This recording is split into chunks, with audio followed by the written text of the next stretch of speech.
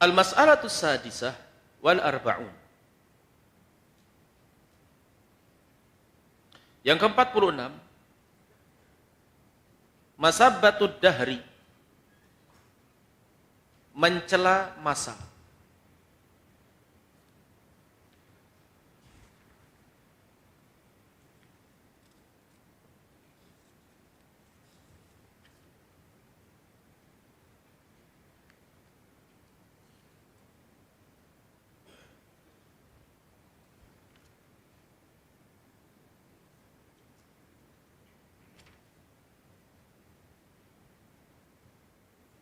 Kaqaulihi ta'ala, wa ma yuhlikuna illa ad-dahr.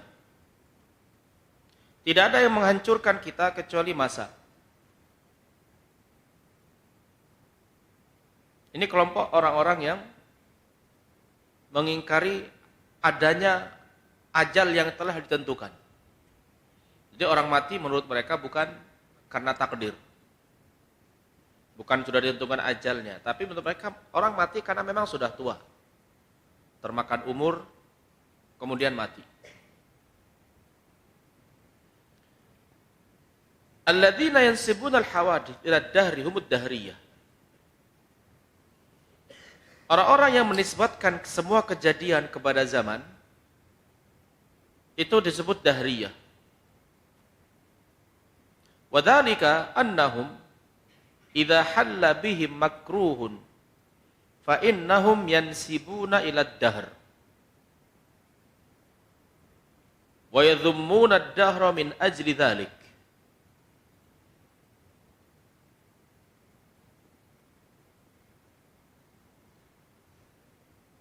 Dan itu orang-orang dahriyah ini kalau seandainya mereka tertimpa sesuatu yang tidak disenangi, tertimpa musibah, kecelakaan dan sebagainya, mereka menisbatkan kecelakaan itu kepada zaman, masa. Dan kemudian mereka mencela masa karena tertimpa keburukan.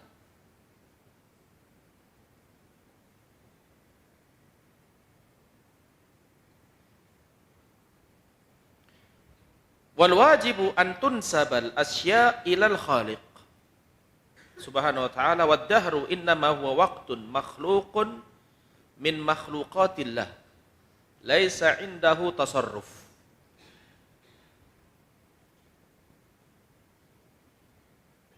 Dan yang wajib adalah segala sesuatu dinisbatkan, disandarkan kepada Allah penciptanya, karena dahr, zaman itu adalah waktu yang Allah ciptakan di antara makhluk-makhluk yang Allah ciptakan. Dia tidak punya pengaruh.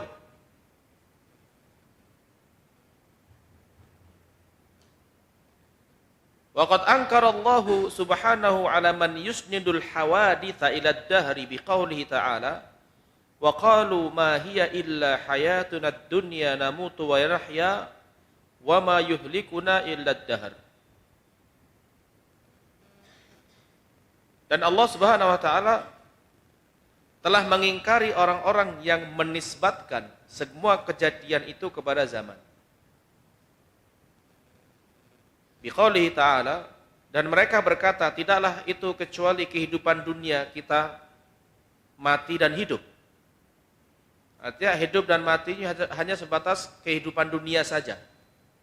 Dan kita ini tidak dibinasakan kecuali oleh zaman, termakan waktu. Lianna hadza inkarun lil akhirati wa inkarun lil bahthi, lil ba'ats. Dan ini dikarenakan mengingkari akhirat dan hari kebangkitan. Mengingkari kebangkitan manusia dari kubur.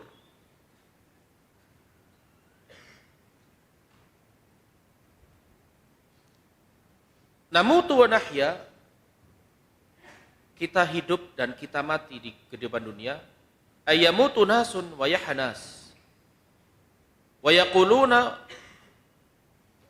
rahimun tadfa wal ardu tabla. Artinya manusia di dalam kehidupan dunia ini mati, hidup. Ada yang mati, ada yang hidup. Mereka berkata, rahim yang mendorong kita keluar ke dunia dan bumi yang menelan kita setelah mati. kita dikeluarkan oleh rahim dan ditelan oleh bumi. Itulah kejadian setiap orang yang dialami oleh setiap orang. Ini orang-orang dahriyah. Wa yaquluna hadhi tabi'atul hayat. Dan mereka mengatakan ini sudah kebiasaan hidup. Artinya mereka sama sekali tidak menisbatkan segala sesuatu yang terjadi kepada Allah. Kalau terjadi musibah, mereka carinya sebab-sebab duniawi. Orang-orang yang sebatas belajar ilmu dunia, kalau terjadi gempa, yang dicari sebab gempanya apa? Oh, ini lempengan bergerak, ini. Kalau dalam Islam mudah. Bumi ini diantara ciptaan Allah, Allah yang mengatur. Kalau memang lempengan itu bergerak, yang menggerakkan siapa? Toh beberapa daerah yang tidak di lempengan bumi tetap terjadi gempa. Ini menunjukkan bahwasanya Allah yang menentukan musibah. Dan rata-rata orang-orang dahriyah seperti ini selalu mereka menisbatkan kepada sebab dan murni ini karena sebab, bukan karena takdir.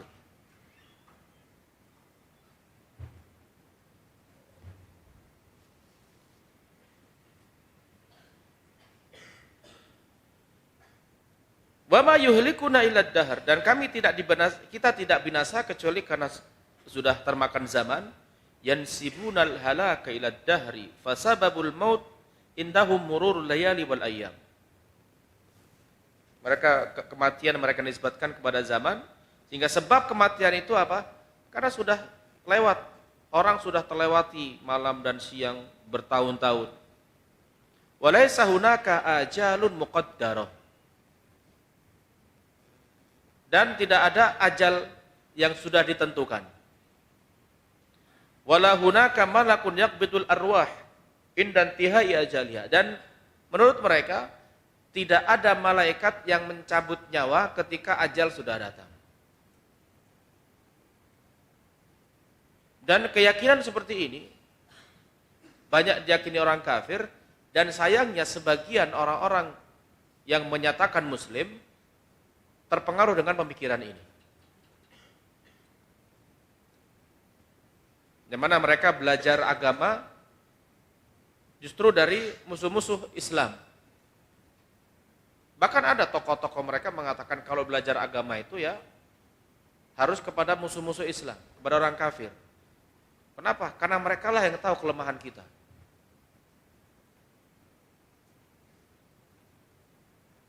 Kalau ada orang ngomong seperti ini, diapakan? Diruqyah. Nggak beres akalnya. Ya, orang muslim saja belum tentu tahu ilmu, ini kepada orang kafir. Sebagian orang muslim nggak bisa membedakan hamzah dengan ain. Kita tidak boleh belajar agama dari orang seperti ini, apalagi kafir. Dan orang yang punya prinsip belajar Islam dari kafir, rata-rata akidah nggak tahu. Semuanya hanya sebatas akal. Karena orang kafir itu semuanya kalau masuk akal diterima, kalau tidak masuk akal tidak diterima.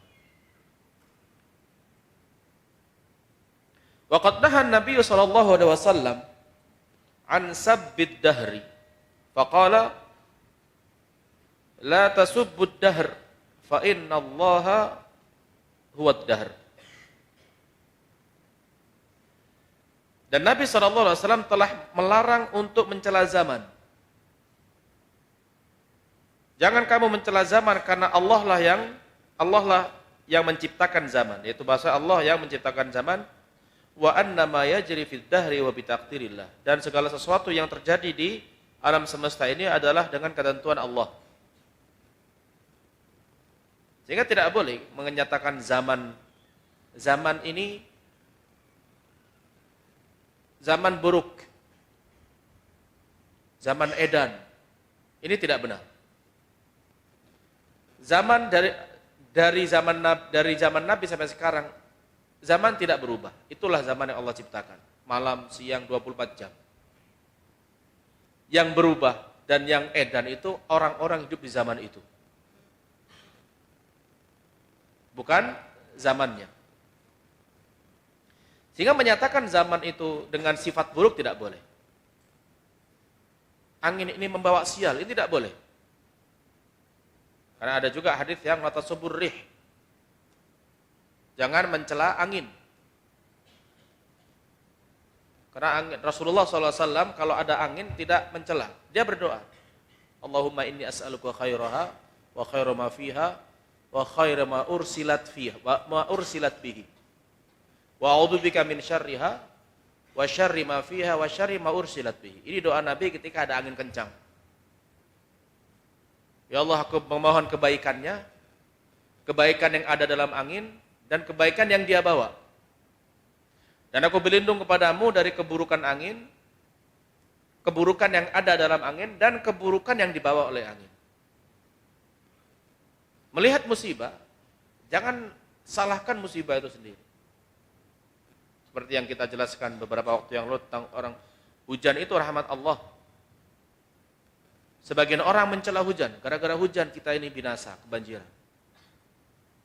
Hujan itu Allah turunkan sebagai rahmat. Sebagai rahmat dari Allah, kasih sayang Allah kepada makhluk. Karena Allah tahu manusia butuh air. Sehingga kalau hujan itu menyebabkan musibah, tidak mutlak hujan itu sebagai sesuatu yang buruk. Coba lihat, 30-40 tahun yang lalu, tempat yang banjir, itu enggak banjir. Palembang 50-60 tahun yang lalu, enggak ada ceritanya orang nenek moyangnya, orang-orang Palembang dulu banjir. Sekarang orang ngeluh, kota yang enggak pernah banjir, sekarang banjir. Padahal hujannya, ya itu-itu aja. Tapi kenapa dulu banjir sekarang tidak? Dulu tidak banjir sekarang banjir? Kalau dilihat keburukan-keburukan yang terjadi di bumi ini itu karena hasil ulah tangan manusia. Apa firman Allah? Zaharal fasadu fil barri wal bahri bima kasabat aydin nas. Telah muncul kerusakan di bumi dan di laut. Daratan di lautan dikarenakan perbuatan manusia. Kalau zaman dulu hujan turun, ada rawa yang menampung air. Nah sekarang rawa itu dibikin rumah manusia. Giliran hujan datang, dia cari rumahnya. Mana rumah saya? Ditempati orang, gantian dia nemati rumah manusia sekarang. Karena dulu rawa tempat air, dia punya hak. Di bumi ini punya hak. Jika sekarang rumah-rumah air yang dulu rumah air sekarang ditempati manusia. Tanah-tanah di semen. Sehingga apa begitu jalan turun hujan lebat, air mengalir deras masuk sungai, sungai nggak nampung meluap. Ulah siapa? Manusia. Jadi apa yang Allah turunkan seperti hujan, kemudian angin, bukan sebuah keburukan. Dan dalam hadits ini Rasulullah SAW melarang untuk mencela zaman. Jangan kamu cela zaman karena Allah yang menciptakan zaman. Wa fil haditsil qudsi yaqulu Allah Ta'ala yu'dhini ibnu Adam. Yasubbu ad-dahr wa ana ad-dahr biyadiyal amru uqallibul laila wan nahar. Allah berfirman dalam hadits qudsi, anak Adam telah menyakiti aku. Menyakiti di sini tentu bukan berarti Allah tersakiti, tapi di sini mencela. Anak Adam telah mencela aku, dia mencela zaman, dan akulah yang menciptakan zaman. Di tanganku segala urusan, aku membolak-balikkan malam dan siang. Jadi ad-dahr itu bukan nama-nama Allah, bukan salah satu dari nama Allah. Tapi ad-dahr itu maksudnya di sini Allah ad-dahr adalah saya menciptakan zaman. Karena ada sebagian orang yang tidak tahu kaidah asma wa sifat, menisbatkan kepada Allah beberapa lafaz yang dikatakan itu nama. Sehingga ada di beberapa mushaf orang awam, orang umum di di bagian akhir Al-Quran ada sebagian mushaf tertulis 99 nama Allah. Dan itu tidak benar, Al-Makir. Itu bukan nama Allah. Ada disebutkan Al-Makir, itu bukan nama Allah.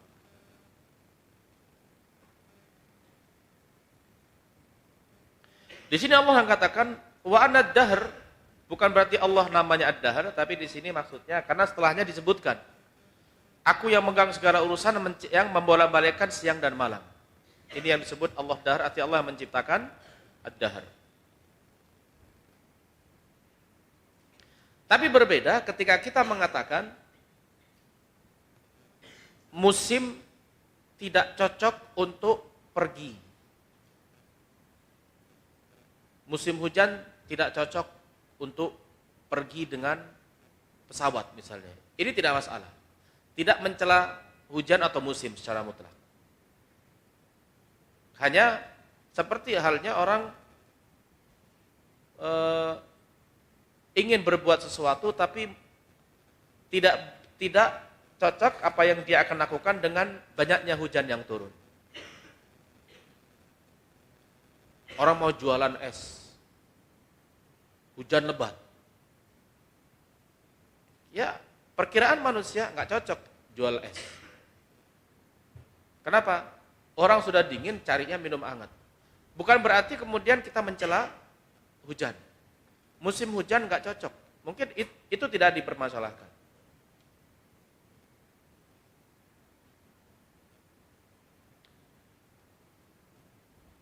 Faida sababta ad-dahra faqad sababta khaliqad dahr.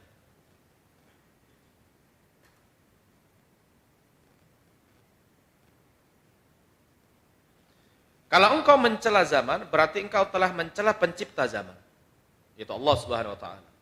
Wa hadza mimma yu'dzir rabb, dan ini sesuatu yang mencela atau mengganggu Allah Subhanahu wa taala. Li'anna dzamma yaqa'u 'ala Allah.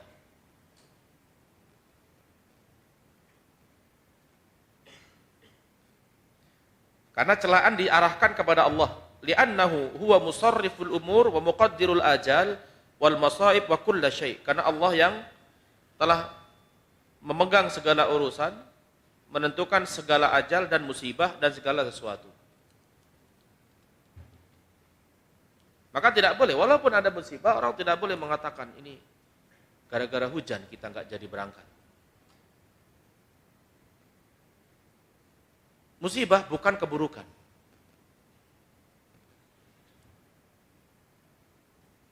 Beberapa tahun yang lalu, mungkin kita dengar semua ada pesawat dari Surabaya mau ke Singapura, mampir ke laut, sampai sekarang belum keluar. Mampir ke laut, sampai sekarang pesawatnya belum keluar. Pesawat AirAsia. Ada orang yang naik pesawat itu oleh pihak maskapai dimajukan. Harusnya mungkin jam 8 atau jam 7, dimajukan jam 6. Dia sampai bandara marah-marah. Kenapa nggak ada kasih tahu? Saya ini jauh-jauh dari Malang seperti ini. Tidak lama, beberapa menit setelah dia marah-marah, diberitahu pesawat itu kecapean masuk laut. Itu marah langsung berhenti. Dia yang tadinya marah-marah memuncak, begitu tahu pesawat itu mampir ke laut, dia nggak jadi marah. Itu hikmah musibah. Hikmah musibah itu tidak akan didapat kecuali sudah terjadi. Maka tidak boleh mencela hujan, karena walaupun banjir, mencela apa yang Allah ciptakan tidak boleh. Kalau memang ada keburukan yang menurut kita terjadi karena hujan atau badai, kita katakan qaddarallah wa ma syaa fa'al, ini takdir Allah. Kita nggak jadi beri karena hujan, pasti ada hikmahnya. Ada seorang hikmahnya pasti kebaikan. Ada orang sudah di bandara, mau pulang ke Indonesia, tiba-tiba dia sudah di bandara, sudah boarding, tiba-tiba dia dapat, Bapak, penerbangan Bapak ditunda 2 hari kemudian oleh pihak maskapai.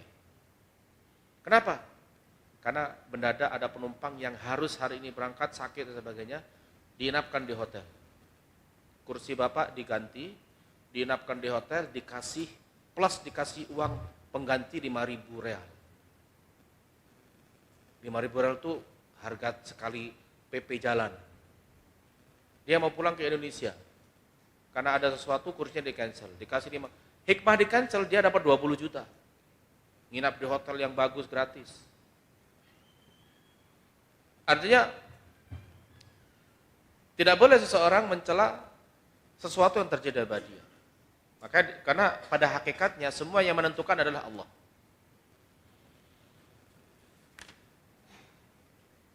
Fal 'abdu wa ammad dahru fa innahu zamanun makhluqun lillah. Adapun waktu maka itu adalah makhluk yang Allah ciptakan. Fayajibu 'alal muslimina an yajtanibu hadza wa idza asabahum syai'un fa innahum yuhasibuna anfusahum wa ya'tarifuna bidhunubihim. Maka kewajiban kaum muslimin adalah menjauhi perkara ini. Jangan mencela zaman, jangan mencela masa, jangan mencela apa yang Allah datangkan.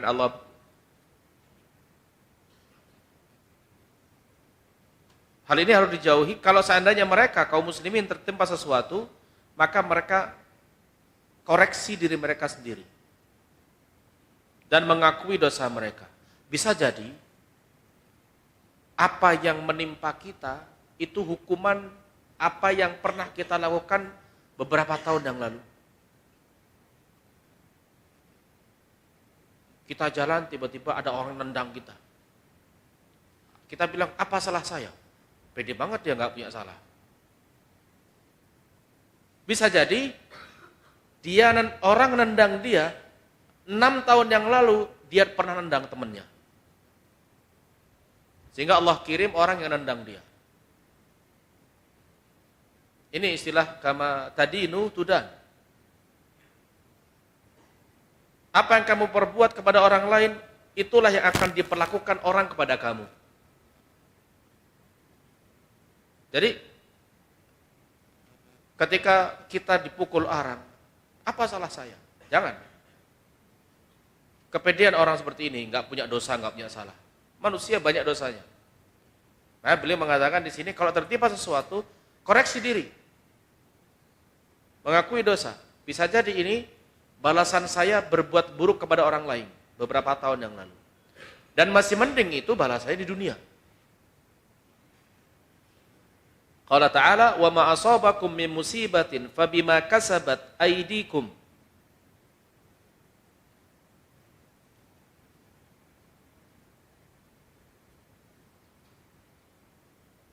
Dan apa yang menimpa kamu, musibah yang menimpa kamu itu dikarenakan perbuatan kamu sendiri, perbuatan tangan kamu. Sebab perbuatan kita lah, kita tertimpa musibah. Dan apa yang Allah katakan setelah itu, ini ayatnya, wa ya'fu an katsir. Dan Allah memaafkan banyak. Musibah yang menimpa kita sedikit. Dikarenakan dosa-dosa kita tertimpa musibah, itu sedikit. Yang lebih banyak Allah maafkan kita. Kalau setiap dosa yang kita laksanakan, hukumannya segera, nggak ada orang yang hidup di dunia ini. Allah lebih banyak memaafkan kesalahan kita sehingga tidak membalasnya dengan keburukan di dunia ini. Wa yambaghi an yadhummal insanu nafsahu wa yalumuha wa la yadhummud dahr. Maka seseorang dituntut untuk mencela diri sendiri. Koreksi, cela diri sendiri, bukan mencela zaman. Bukan mencela apa yang Allah tentukan.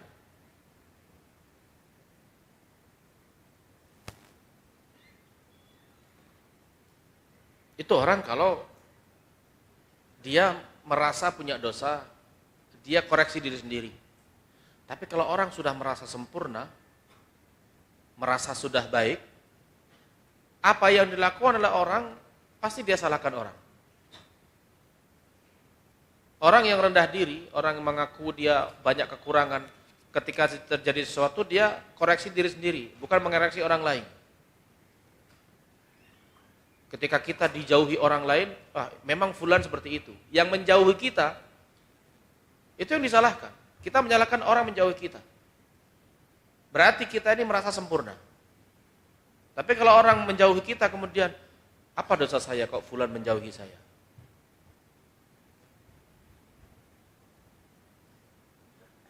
Bisa jadi ada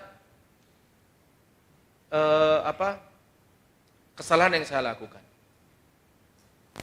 Bisa jadi saya punya lisan yang tidak baik. Karena Nabi mengatakan apa?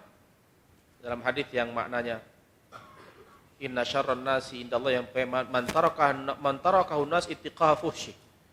Seburuk-buruk manusia yang kedudukan di sisi Allah adalah orang yang dijauhi orang lain karena buruknya lisan. Jadi ketika ada orang menjauhi kita, membenci kita, memusuhi kita, koreksi diri sebelum mengoreksi orang lain. Adzan Isya dulu.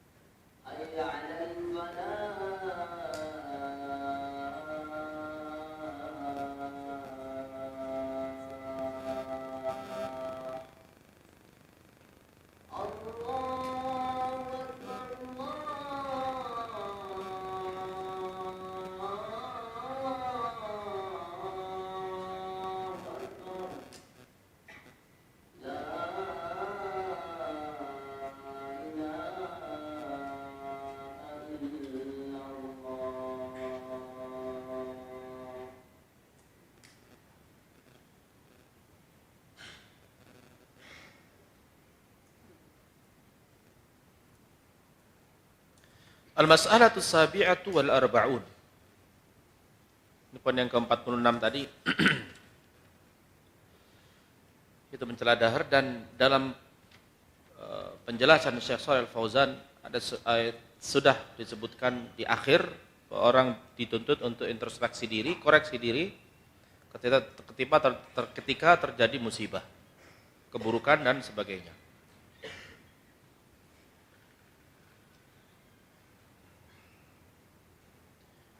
Al-mas'alatu sabi'atu wal arba'un idhafatu ni'amillahi ila ghairihi ka qawlihi ya'rifuna ni'matallahi thumma yunkirunaha.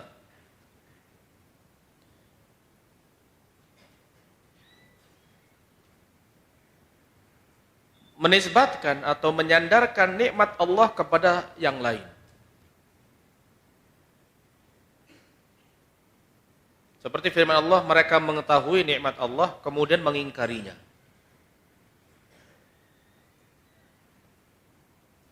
Idhafatun ni'ami ila ghairillahi subhanahu wa ta'ala syirkun billahi wa kufrun bihi. Wa huwa min amali ahlil jahiliyah. Menyandarkan nikmat kepada selain Allah adalah syirik dan kufur dengan Allah. Mengingkari Allah. Dan itu memang perbuatan orang jahiliyah. Allah berfirman, "Ya'rifuna ni'matallahi tsumma yunkirunaha." Mereka sudah tahu nikmat Allah, lalu mereka mengingkarinya. Wa aktsaruhumul kafirun, dan kebanyakan mereka adalah orang kafir. Qila ma'nal ayah ya'rifuna ar-rasula wa risalatahu tsumma yunkiruna dzalika 'inadan wastikbaran ma'annahum fi qararati anfusihim ya'lamuna annahu rasulullah.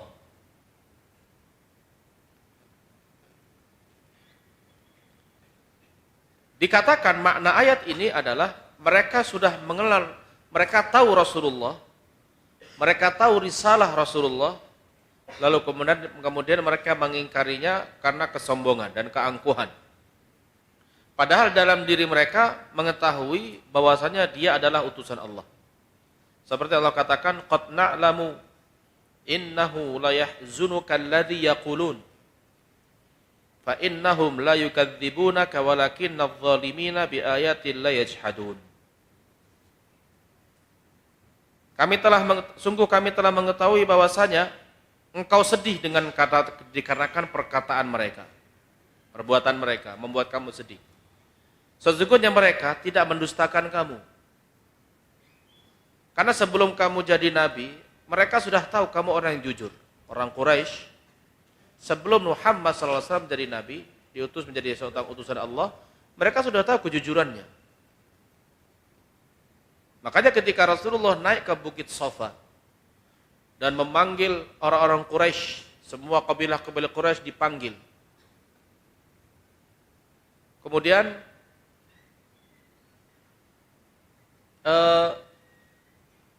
beliau mengatakan, "Wahai kaum, wahai Quraisy, kalau seandainya aku beritahu di belakang bukit ini ada pasukan yang akan menyerang kamu, apakah kamu percaya dengan aku?" Apa kata Quraisy? "Ma jarrabna 'alaika kadziban." Kami tidak pernah mendapati kamu berdusta. Kami tidak pernah mendapati kamu berdusta. Dan ini uslub atau cara Rasulullah sallallahu alaihi wasallam dalam mengajak orang untuk beriman. Artinya ditanya dulu, apakah kalian percaya enggak sama saya? Ya, kami percaya, kamu enggak pernah bohong. Di situ kemudian Nabi mengatakan, "Fa inni mundirukum baina yaday adzabin alim." Aku adalah pemberi peringatan kepada kamu, jangan sampai kamu terjerumus ke dalam neraka, dapat azab yang pedih. Apa yang mereka lakukan sebagian Quraisy begitu ketika mereka mengakui Rasulullah itu mengetahui dia bukan pendusta, dia orang yang jujur, tapi ketika mereka mengajak atau Rasulullah mengajak mereka untuk beribadah kepada Allah, mulailah kemudian pengakuan mereka tentang Nabi Muhammad berbeda. Tukang sihir, pemecah belah, orang gila. Padahal bagaimana mungkin orang gila jujur? Tapi itu ketika mereka mendapati Nabi Muhammad membawa sesuatu yang tidak sesuai dengan ajaran nenek moyang mereka, mereka langsung berbalik. Tapi mereka tidak bisa menyalahkan. Makanya antum lihat rata-rata, kalau tidak semua, kebanyakan. Bisa dikatakan semua. Semua dan kebanyakan ahlul bid'ah, ketika mereka tidak bisa membantah ahlus sunnah dengan ilmiah, yang mereka lakukan adalah tuduhan. Kaku, keras, Wahabi, takfiri, apalagi. Mereka nggak bisa bantah ilmiah. Sehingga apa? Yang dilakukan adalah tuduhan. Dan ini sudah menjadi lagu lama. Ketika Nabi SAW datang ke Mekah menyampaikan tauhid, yang dikatakan orang Quraisy adalah dia Muhammad ini tukang sihir. Sahirun majnun. Dia tukang sihir yang gila. Tidak ada orang yang datang ke Mekah di musim haji kecuali sudah diperingatkan, hati-hati, itu ada orang gila, ada orang memecah belah umat. Itu yang dilakukan Quraisy. Dan Rasulullah tidak mengeluh. Karena Allah punya cara dalam menjadikan orang-orang beriman dengan dia. Ada sebagian orang yang tidak peduli dengan tuduhan didatangi. Ternyata dengan datangnya dia langsung menemui Nabi, tuduhan Quraisy batal. Dan ini yang dilakukan Nabi Ibrahim alaihissalam. Nabi Ibrahim ketika ada yang mengaku dia bisa menghidupkan dan mematikan, dia tidak langsung mencari apa buktinya kamu bisa membuktikan dan mematikan, menghidupkan. Tidak.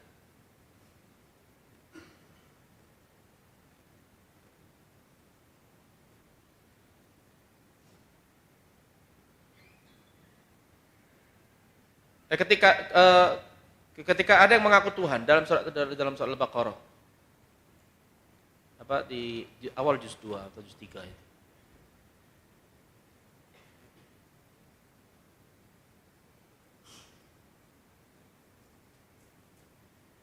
Iya, di awal juz 3, di halaman kedua di juz 3.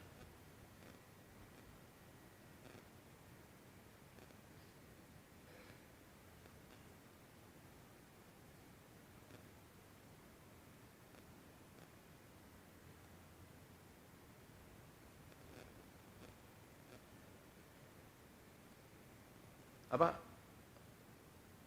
Waib? Itu ayat setelah Allah waliyul ladzina amanu yukhrijum minadh dhulumati ilan nur wal ladzina kafaru liyamut taghut yukhrijum minal ulaika ashabun. Alam tara ila alladzi haja Ibrahim fi rabbih. Ana ta'lamu idz qala Ibrahim rabbiyalladzi yuhyi wa yumiit. Ada orang membantah Ibrahim.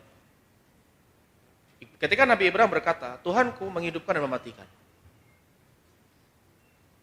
Maka dia yang mengaku Tuhan ini mengatakan, aku pun juga bisa menghidupkan dan mematikan. Apa yang dilakukan? Dia panggil 2 orang, satunya dibunuh, ini saya matikan. Yang satunya, kamu pergi, saya biarkan hidup. Dia saya matikan, dia yang satu saya hidupkan. Di sini kemudian Ibrahim punya cara. Dia bisa ngeles. Tuhanku bisa menghidupkan dan mematikan. Dia mengatakan, aku pun bisa menghidupkan dan mematikan. Datang Ibrahim dengan ayat lain. Fa innallaha ya'ti bisyamsi minal masyriqi fa'ti biha minal maghrib fa buital ladzi kafar. Tuhanku bisa mendatangkan matahari dari timur. Coba kamu datangkan dari barat. Ini cara-cara dalam membantah orang-orang musyrikin, orang-orang yang menyimpang. Dan tentu ini Allah yang memberikan ilham kepada mereka dalam membantah kaum musyrikin. Dan banyak Nabi Ibrahim banyak berinteraksi, berhadapan dengan kaum musyrikin. Makanya beliau dikatakan adalah imamul muwahhidin. Karena Allah katakan inna Ibrahim kana ummatan qanitan hanifan lillahi wa ma kana minal musyrikin.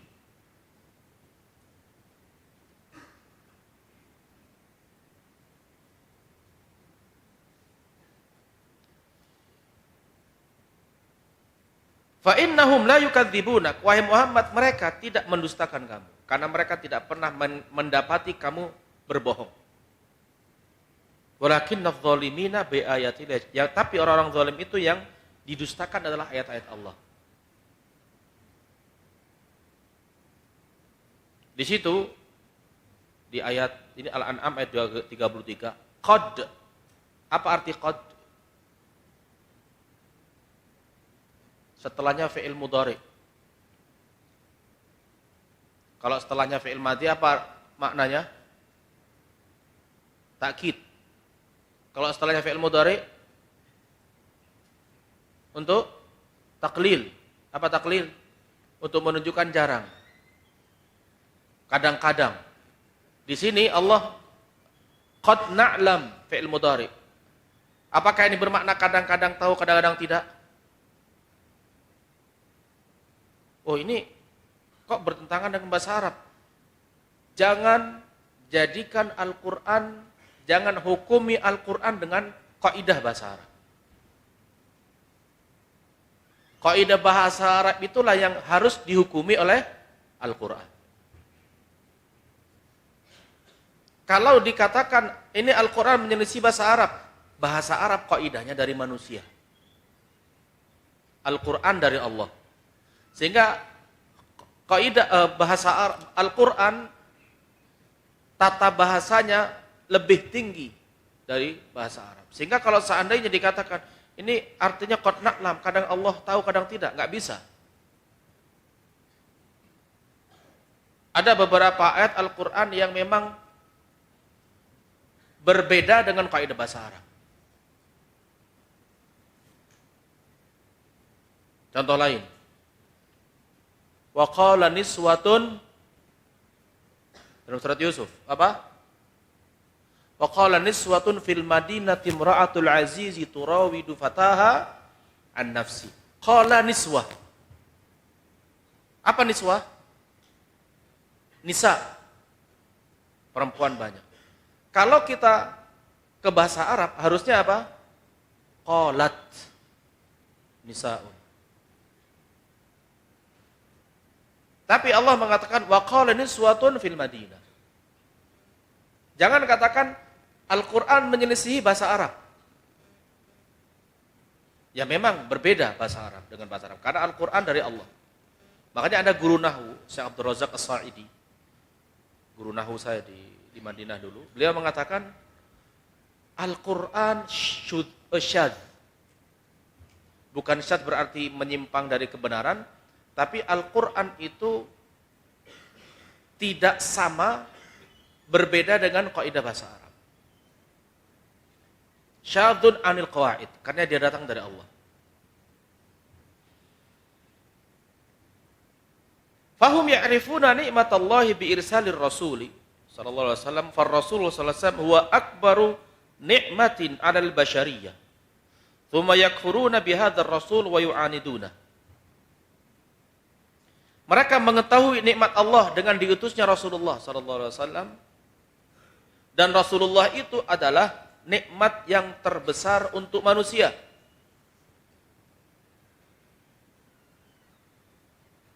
Ingat di situ dikatakan oleh Syekh Shalih, dan Rasulullah adalah nikmat yang terbesar bagi manusia.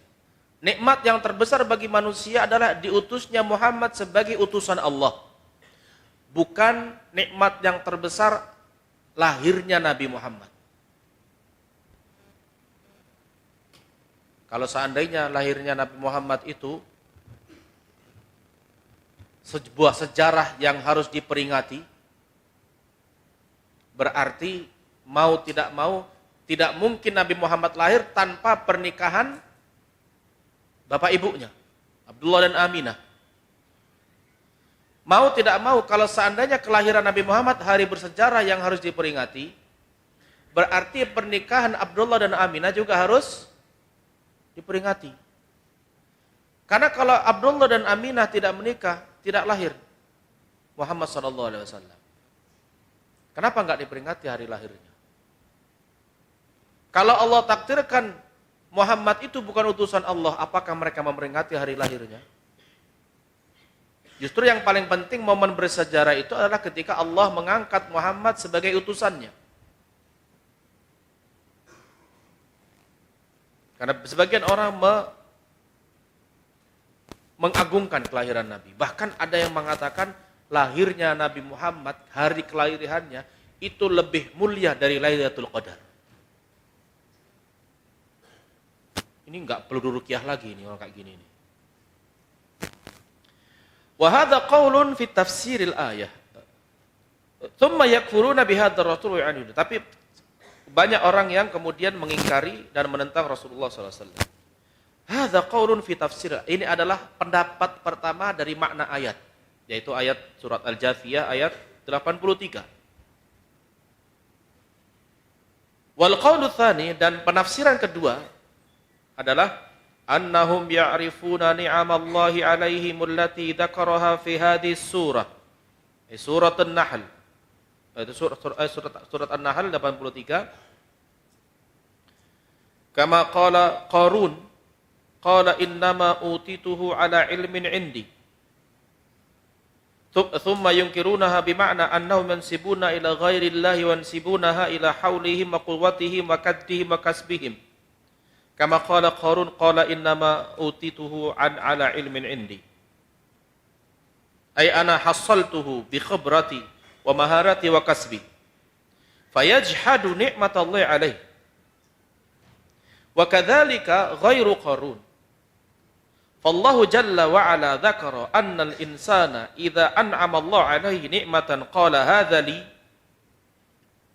hadza astahiqquhu wa ana mahququn bihi laisa min Allah wa yansabu ma yahsulu alaihi minal khairi ila nafsihi wa la yaqul hadza bi fadlillahi wa rahmatihi. Penafsiran kedua dari ayat ini, penafsiran pertama khusus nikmat Rasulullah, diutusnya Rasulullah, kemudian diingkari. Penafsiran kedua umum, yaitu mereka mengenal, mengetahui nikmat Allah yang telah disebutkan dalam surat ini, itu surat An-Nahl. Lalu mereka mengingkari nikmat-nikmat Allah tersebut.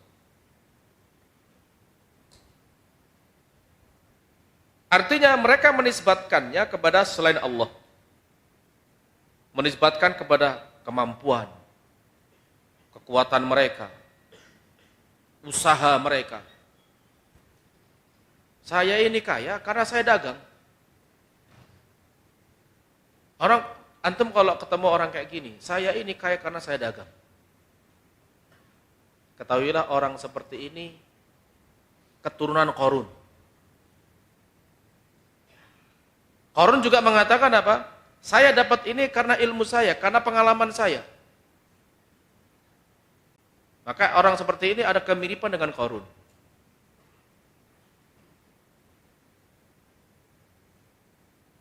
Ana hassaltu bi khibrati. Ketika Qarun mengatakan aku mendapatkannya karena ilmuku, karena aku punya pengalaman usaha, sehingga dia mengingkari nikmat Allah kepada dia. Dan ini juga berlaku untuk selain Qarun. Allah turunkan hujan.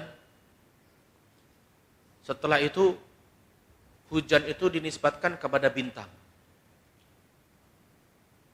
Oh, kita tadi malam hujan karena bintang itu yang ngasih hujan. Sakit berbulan-bulan, Allah sembuhkan. Lalu kemudian setelah sembuh, ini karena puyang yang menyembuhkan. Puyangnya mati karena sakit, gimana menyembuhin orang?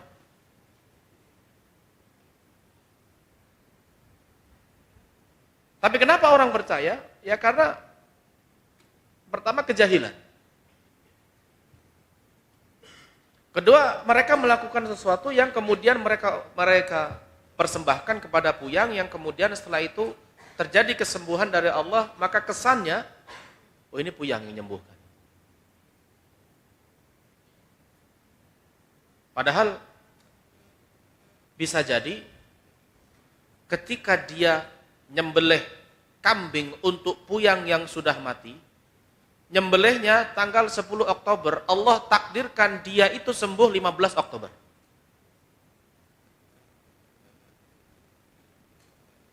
Dia datang ke dukun awal Oktober. Ini sakit kamu ini karena ada yang ngirim. Ini dukun seperti ini biasanya. Ada yang ngirimi, ini yang ngirim kamu seperti ini. Apa yang kamu lakukan? Cari kambing. Warnanya hitam putih. Enggak boleh kambing enggak boleh punya gigi. Kakinya 5. Dicari sama dia kayak gitu. Karena sudah cinta, orang kalau udah cinta dukun, apapun syaratnya itu dicari.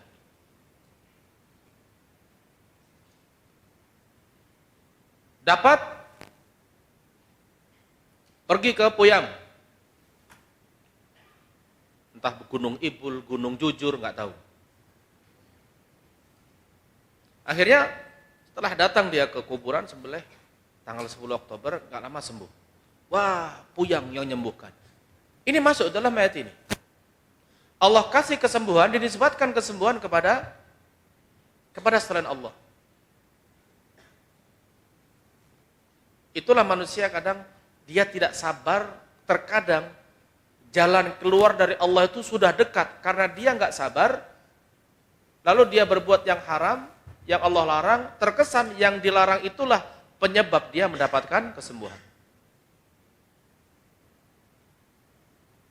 Karena banyak, kalau memang menyembelih di kuburan Puyang itu penyebab kesembuhan, banyak orang yang sembuh tidak nyembelih untuk Puyang.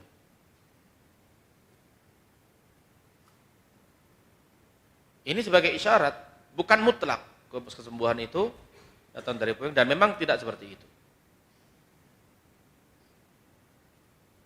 Apa hukumnya kalau dari ada hujan? Orang mengatakan ini hujan karena ada bintang. Hujan ini turun karena bintang. Syirik atau tidak? Syirik atau tidak? Apa dalilnya? Ini TD3 sudah selesai kitab tauhid.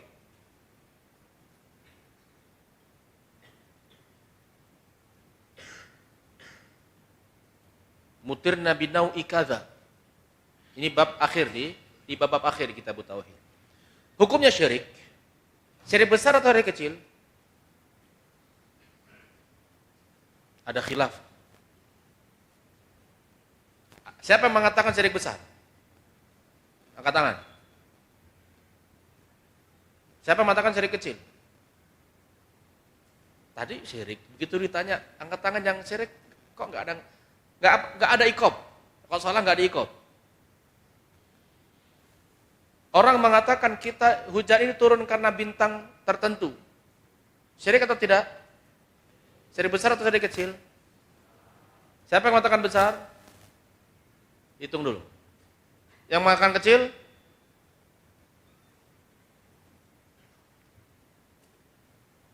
Ada rinciannya. Orang mengatakan kita ini dihujani karena bintang. Kalau meyakini bahwa yang menurunkan hujan itu adalah bintang, musim, ini syirik besar. Karena meyakini selain Allah bisa menurunkan hujan. Apa dalilnya Allah yang menurunkan hujan? Lihat akhir surat Luqman. Akhir ayat terakhir dari surat Luqman terlihat. Itu PR.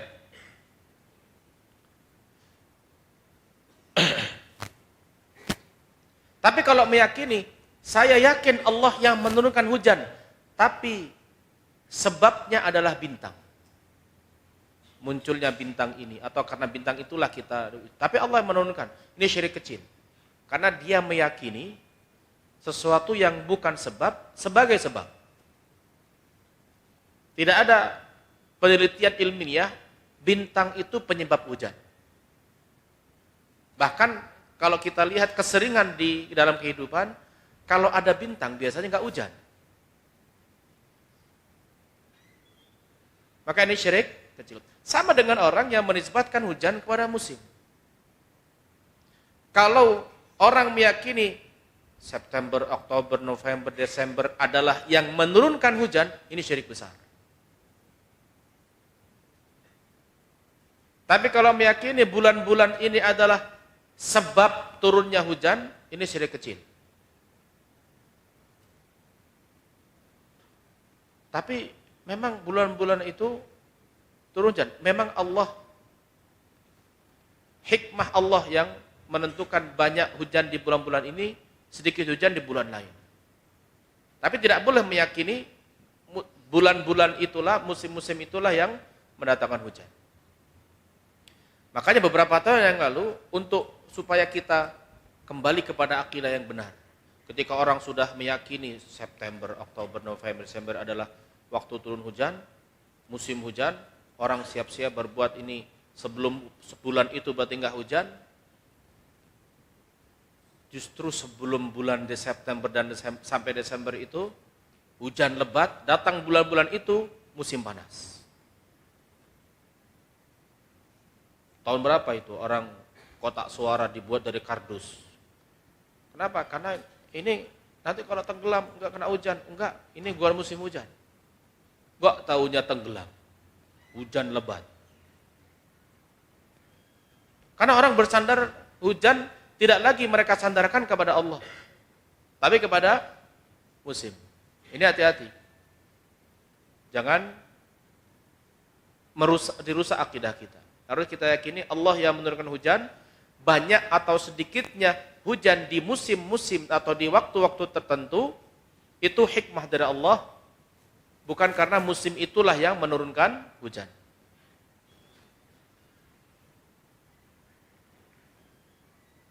Fallahu jalla wa ala dzakara annal insana idza an'ama Allah alaihi.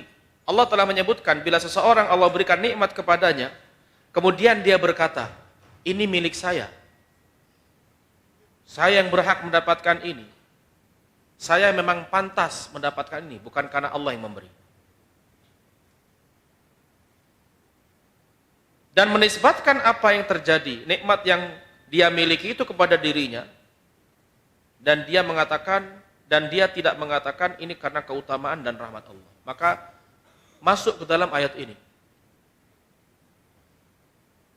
Di orang yang dapat nikmat kemudian karena hasil usaha, ini seperti Qarun. Semua usaha tidak menjamin keberhasilan.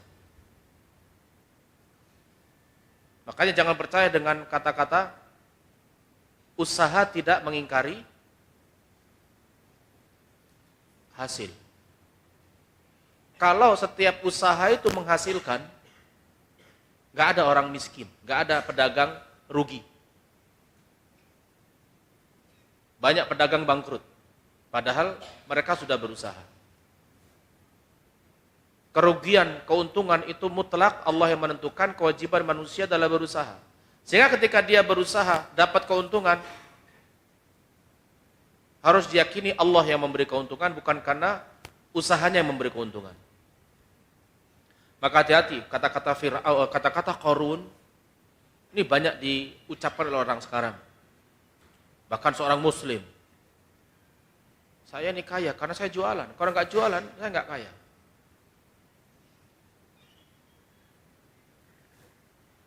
Al-mas'alatu tsaminatu wal arba'un. Al-kufru bi ayatillah. Poin ke-48, mengingkari ayat-ayat Allah.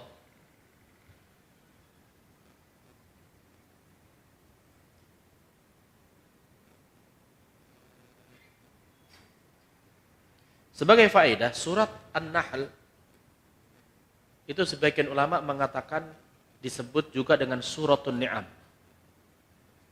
Surat An-Nahl sebagian ulama menyebutnya juga dengan suratun ni'am karena dalam surat An-Nahl banyak Allah sebutkan nikmat-nikmatnya kepada hambanya.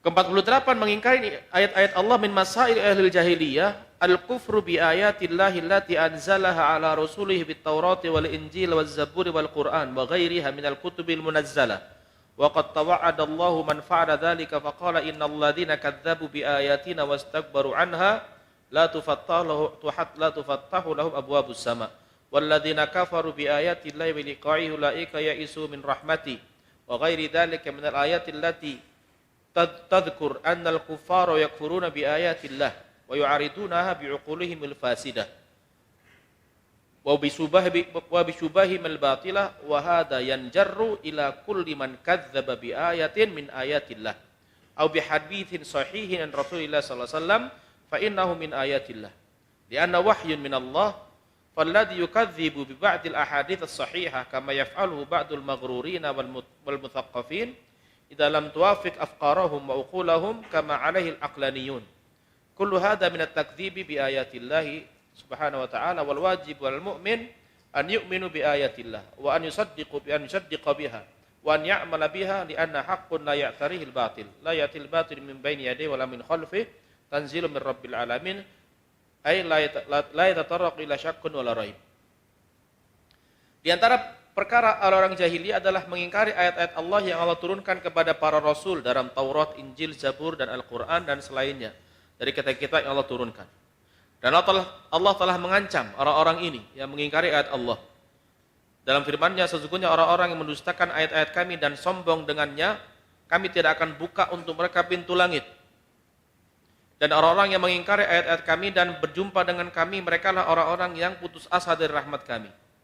Dan ayat-ayat lain yang menyebutkan bahwa orang-orang kafir mengingkari ayat-ayat Allah dan membenturkan ayat-ayat Allah dengan akal mereka yang rusak dan dengan syubhat-syubhat yang batil.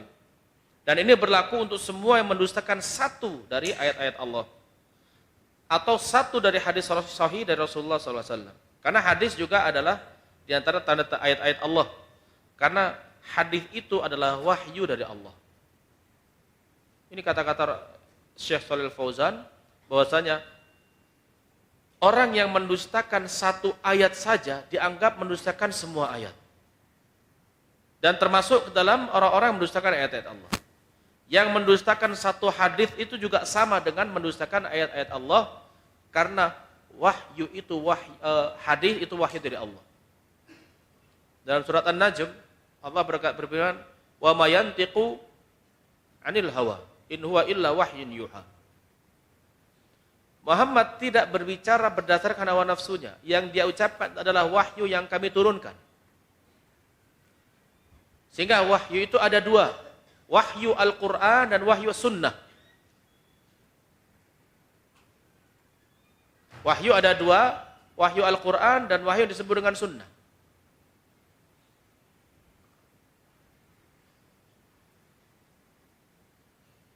Orang yang mendustakan hadis sama dengan mendustakan Al-Quran.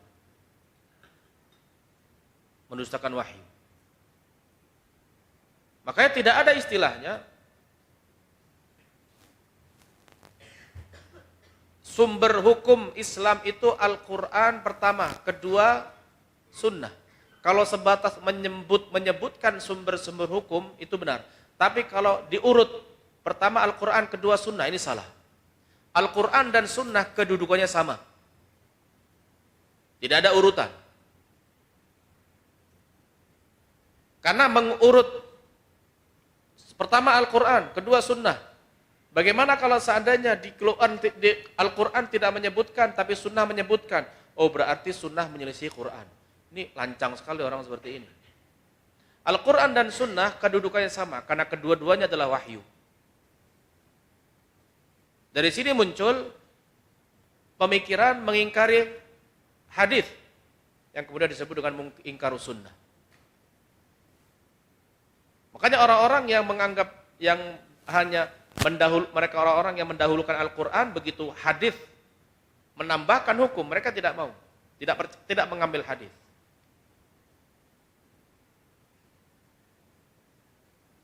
Tikus diharamkan oleh hadis. Oh, enggak ada dalam Al-Quran. Sampai orang yang mengatakan itu, tikus itu tidak halal, tidak haram. Karena apa? Di Quran enggak ada. Dia makan cindil. Tahu cindil enggak? Bayinya tikus. Kan di bahasa Jawa itu binatang yang kecil punya nama sendiri. Enggak tahu, saya udah lupa dulu. Ada sapi sekecil ada sebutannya. Sapi besar ada sebutannya sendiri. Dia praktekkan bayi tikus itu dimakan. Kenapa? Enggak ada di dalam Al-Quran. Ini orang mengingkari Sunnah. Salah satu sebab orang kenapa mengingkari Sunnah, karena menganggap Al-Quran dan pertama, Sunnah kedua. Sehingga ketika Sunnah itu menyebutkan sesuatu yang tidak ada dalam Al-Quran, berarti harus dibuang. Maka tidak ada urutan. Al-Quran dan Sunnah memiliki kedudukan yang sama. Tentu ini yang dimaksud adalah hadis atau Sunnah yang sahih. Orang yang mendustakan sebagian hadis yang sahih, seperti yang dilakukan sebagian orang-orang tertipu. Orang mendustakan hadis sahih kalau tidak sesuai dengan pemikiran atau tidak cocok dengan akalnya, seperti orang akal ingin. Semua ini termasuk dari mendustakan ayat-ayat Allah.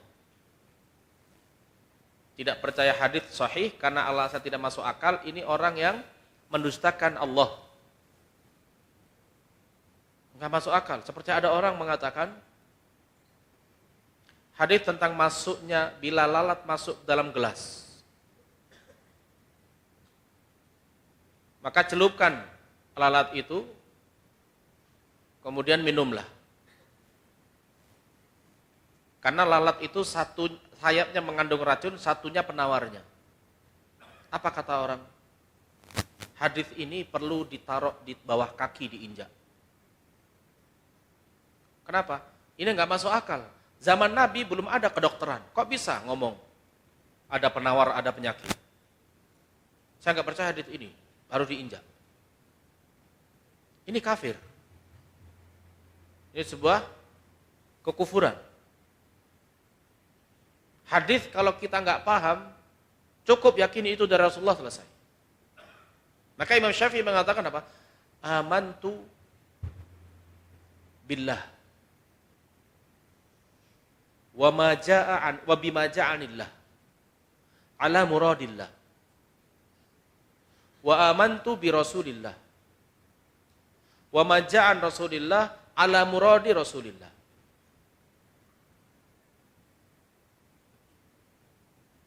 Aku beriman dengan Allah yang datang dari Allah sesuai dengan maksud Allah. Aku beriman dengan Rasulullah yang datang dari Rasulullah sesuai dengan apa yang dimaksud oleh Rasulullah.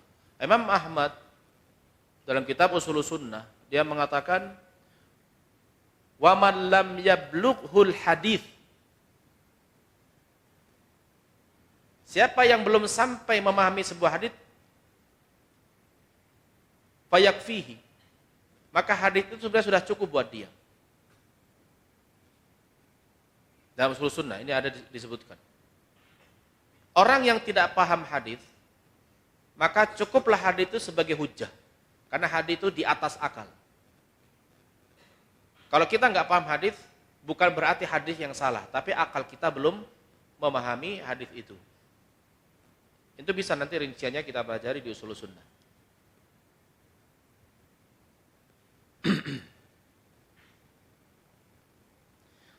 Maka kewajiban seorang mukmin adalah beriman dengan ayat-ayat Allah dan membenarkannya dan mengamalkannya. Karena ayat-ayat Allah itu adalah sebuah kebenaran, tidak ada kebatilan sedikit pun yang mendatanginya, tidak datang kepadanya kebatilan dari depan dan dari belakang, karena dia turun dari Allah yang Maha Haki, yang Maha Hamid. Artinya tidak ada keraguan dalam Al-Quran sehingga harus didustakan.